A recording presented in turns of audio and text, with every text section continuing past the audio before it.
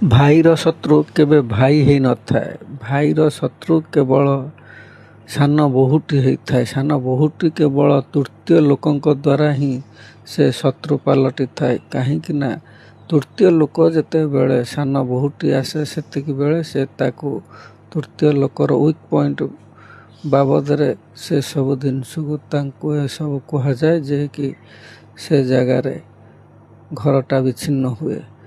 ନଚେତ୍ ଭିନ୍ନ ଆଗରୁ ଦୁଇ ଭାଇ ହୁଅନ୍ତୁ କି ତିନି ଭାଇ, ଦୁଇ ଜଣ ମ୍ୟାରେଜ କଲା ପରେ ମଧ୍ୟ ସେ ଘର ଭାଙ୍ଗି ନଥାଏ।